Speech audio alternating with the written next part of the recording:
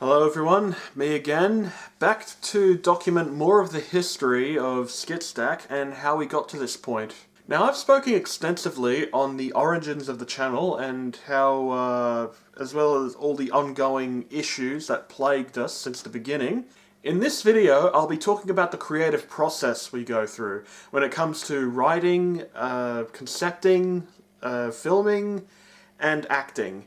And I'll also be going into detail about the restraints and restrictions and the writer's blocks and how we managed to overcome them. And I'm also going to tell you about how we prepared props or just wrote skits based around a prop we happen to have on hand. So yeah, that's going to be fun.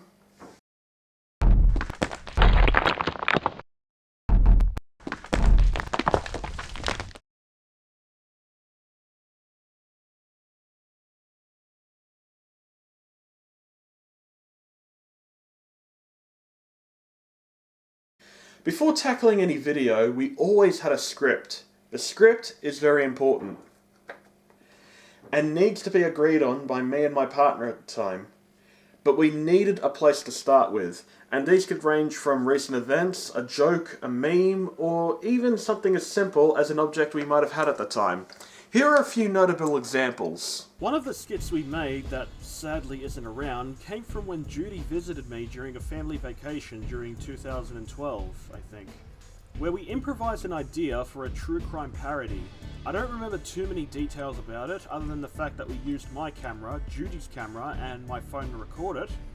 The video was deleted, but the idea would later be reworked into the characters Roger Kidds and Willie Johnson.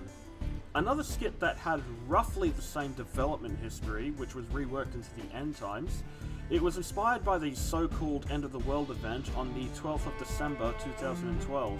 When that event was predicted, that's when I wrote the script to the video, and Judy and I filmed it around August 2012, I think, and that's how the end times was made come 2016. It was inspired by a video I was embarrassed by and decided to modernize it. Same thing with Telepathy Fail, which was roughly the same, but with Claudia taking the role of my cat at the time, and with more added at the end after I shit myself. Horace Wrinklesack, by far the creation I'm most proud of, was inspired by the character Hitcher from the BBC show The Mighty Boosh. I initially envisioned him as, well, a salesman, as seen in his introductory videos, but as I experimented with the character, I decided to make him a villain, only because playing as villains is just fun, and he looked and acted the part. Lenny Parkinson was born because I've always loved doing a New York accent. I originally envisioned him as essentially a New York Gordon Ramsay, but without the culinary aptitude.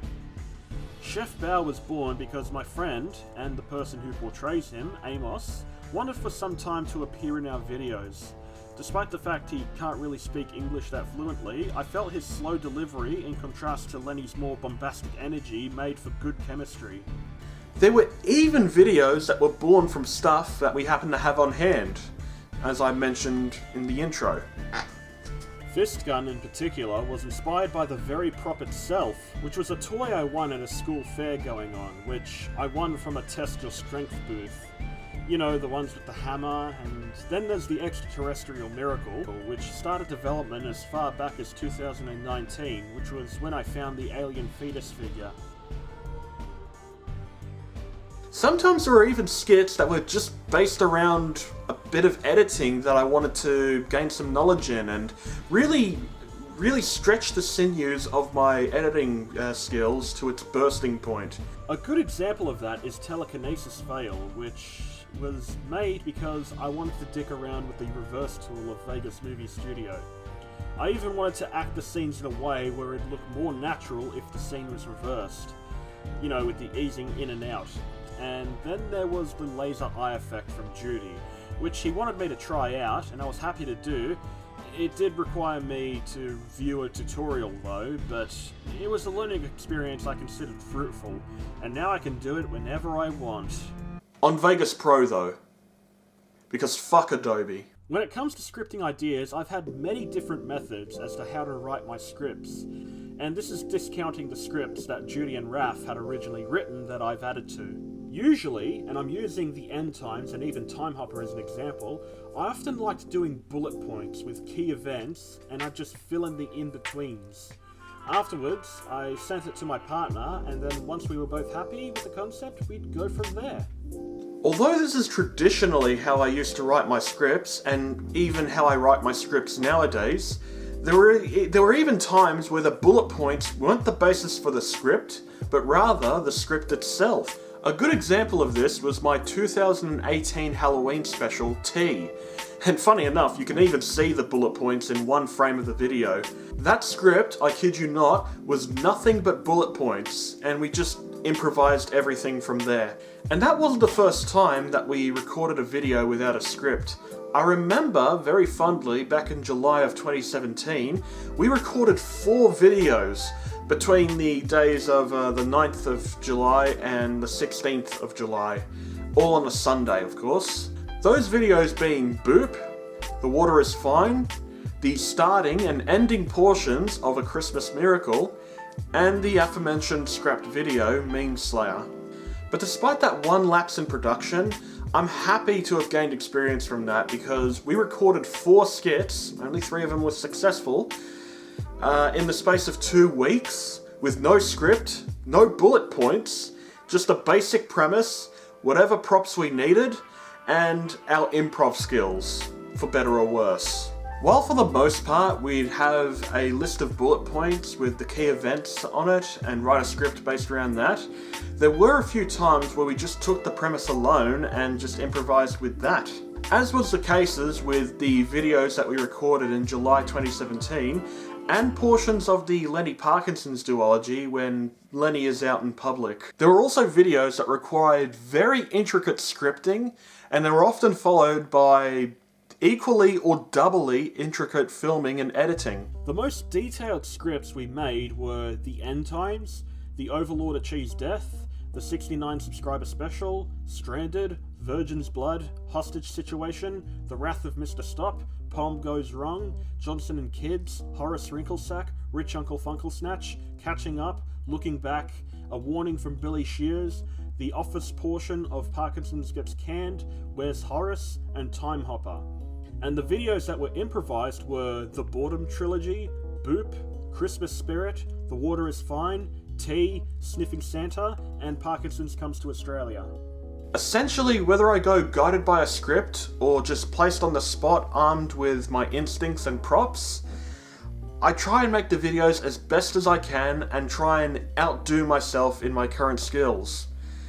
The results of which should speak for themselves. Now comes the fun part of making a video, preparation. And I don't mean preparing the camera by having it charge overnight or even setting up the camera. I mean organising the props for the video that we're going to be making. Barring the props that Raph, Claudia, and mostly Judy would supply for the video, I bought many of the props straight from my pocket. I'd often browse dollar stores, eBay, and even the salvos next to my former workplace for the needed props, or even just be on the lookout for knickknacks, doodads, and shit shops that could potentially be good basis for videos. This is where I got the blue wig and face paint that would be the key ingredients to the character of Horace Wrinklesack, or the glasses, hair, and mock leather jacket that birthed Lenny Parkinson's.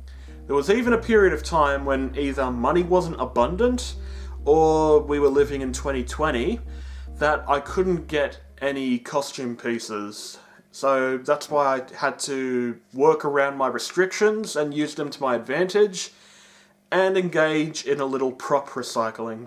For example, Agnes was done by putting the Santa wig on my friend Bernice, and Patrick, when playing the police chief, used Lenny's glasses and Norman's mustache. And the same thing happened when he played the producer, where Patrick borrowed one of my shirts and the wig that I used for Roger Kids. Lenny's wig, albeit worn backwards, was used by Amos to play Chef Bao's brother / alter ego, Mao. There were even props that were just last-minute creations. Like the spell book in Boredom 3, which is just the sketch pad that I use to do some of my drawings in. Interesting fact, on my way from Justin's house, after we filmed Boredom 3 and portions of Drink Some Chlorix Aid, I actually met a sketch artist on the train who who actually showed me some of her drawings. I showed her some of mine. We had a nice little convo, and yeah, it was a very fond memory of mine. Speaking of books, the book that Horace Wrinklesack reads at the beginning of Sniffing Santa is just this book.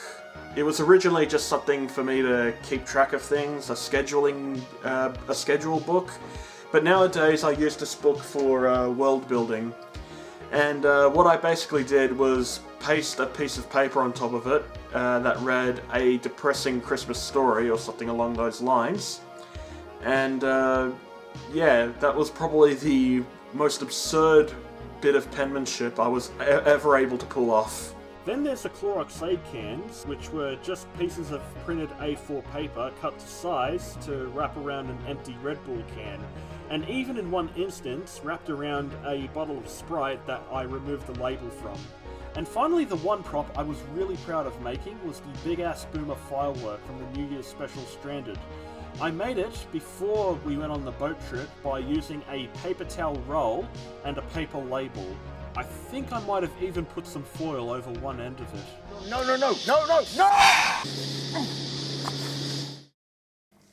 Essentially, the props were either bought for $20 maximum at some thrift shop or dollar store, or they were just hastily thrown together out of clay, cardboard, or paper or something.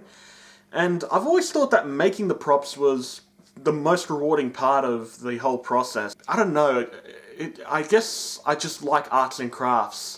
Even if they were for videos that, in hindsight, I don't look too highly upon, or even videos that I ended up hating so much I never finished. It was still a fun experience, all the same. But after all said and done, we move on to the moment of truth. The very moment that guarantees a successfully edited and rendered video, I feel. The minute we start filming, the production, which is what we'll be covering in the next video because we're out of time for this one. Thank you for hearing me talk about the creative process. Join me next time when I talk about the production.